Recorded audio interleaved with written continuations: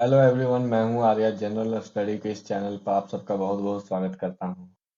देश की आज़ादी की लड़ाई में कुछ नौजवानों का बलिदान इतना चर्चा में था कि उसने पूरे देश में स्वतंत्रता संग्राम का रुख बदल कर रख दिया।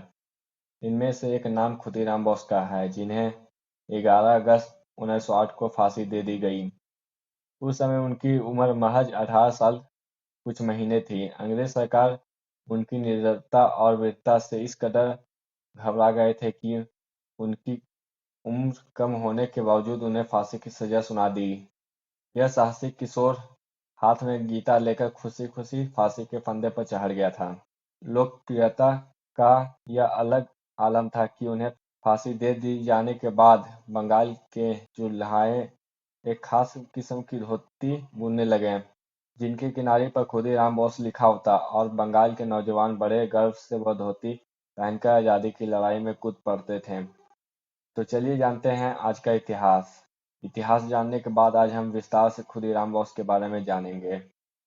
11 अगस्त 1347 में अलाउद्दीन हसन गंगून ने राजगद्दी संभाली और बहामी साम्राज्य की स्थापना की। 11 अगस्त 1914 में फ्रांस ने ऑस्ट्रिया और हंगरी के खिलाफ युद्ध की घोषणा की। 11 अगस्त 1929 को पर्सिया और इराक के बीच मैत्रिक संधि पर हस्ताक्षर किए गए। 11 अगस्त 1940 में ब्रिटेन के पोर्टलैंड बंदरगाह पर जर्मनी ने हवाई हमला किया था।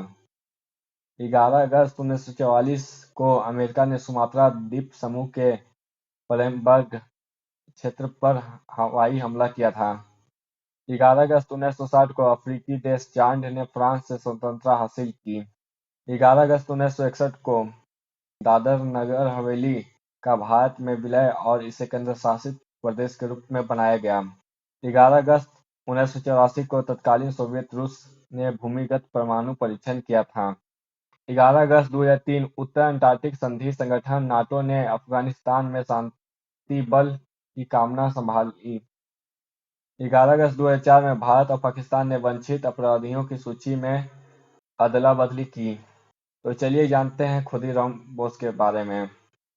देश के इतिहास में एक ऐसा नाम दर्ज है जिसे बहुत कम उम्र में देश के लिए अपनी जान निछावर कर दी। वो उम्र जब एक युवा अपने करियर और आने वाले भविष्य को लेकर परेशान रहता, उस उम्र में एक ऐसा क्रांतिकारी निकला जो देश के लिए सूली पर चढ़ गया। महज 18 साल की उम्र में देश के लिए अपनी जान निछावर करने वाले खुदीराम बोस को 1908 में 11 अगस्त के दिन ही फांसी दे दी गई थी।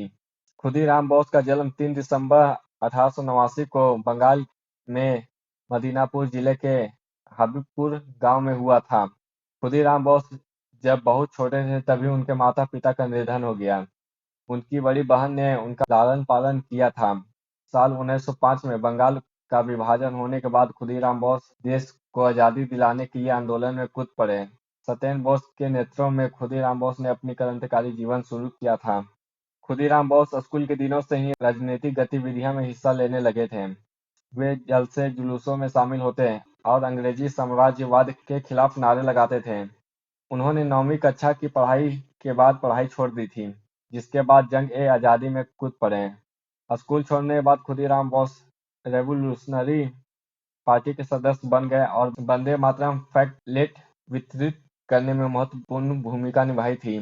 6 दिसंबर 1907 को बंगाल के नारायणगढ़ रेलवे स्टेशन पर किए गए बम विस्फोट की घटना में भी वो शामिल थे। इसके बाद एक क्रूर अंग्रेज अधिकारी किंग्सफोर्ड को मारने की जिम्मेदारी दे दी गई थी। इसमें उन्हें प्रफुल्ल चंद्र चाकी का साथ मिला। दोनों बिहार के मुजफ्फरपुर जेल पहुंचे और एक दिन मौका देखकर उन्होंने किंग्सफोर्ड की बग्घी में बम फेंक दिया। दुर्भाग्य की बात यह रही कि उस बग्घी में किंग्सफोर्ड मौजूद नहीं था, बल्कि एक दूसरे अंग्रेज अधिकारी की पत्नी और बेटी थी, जिनकी मौत हो गई। इसके बाद अंग्रेज पुलिस उनके पीछे लग गए। आखिरकार बैनी रेलवे स्टेशन पर उन्हें घेर लिया गया था। चलिए जानते हैं उन्हें जब फांसी दी गई थी तब क्या हुआ था। पुलिस से घिरा देख खुदीराम बोस के साथी प्रफुल्ल कुमार चाकी ने तो खुद को गोली मारकर अपनी शहादत दे दी, जबकि खुदीराम बोस पकड़े गए। मुजफ्फरपुर जेल में जिस मजिस्ट्रेट ने फांसी पर लटकाने का आदेश सुनाया था, कई रिपोर्ट्स के मुताबिक उसने बाद में बताया कि खुदीराम बोस एक शेर के बच्चे की तरह निर्भीक होकर फांसी के तख्ते पर चढ़ा था। जब खुदीराम बोस शहीद हुए थे तब उनकी उम्र महज 18 साल 8 महीने और 8 दिन थी। 11 अगस्त 1908 में उन्हें मुजफ्फरपुर जेल में फांसी दे दी गई। जब खुदीराम बोस शहीद हुए थे उसके बाद विद्यार्थियों और अन्य लोगों ने शोक मनाया। कई दिनों तक स्कूल कॉलेज सभी बंद रहे और नौजवान ऐसी धोती पहनने लगे जिनके किनारे पर खुदीराम बोस लिखा होता था। ये जानकारी आपको कैसी लगी ये आप हमें कमेंट करके बताइएगा। अगर ऐसे ही नॉलेजेबल वीडियो चाहिए तो आप हमें कमेंट करके बता सकते हैं। Thank you for watching this video. Please like, comment and subscribe my channel and share with your friend.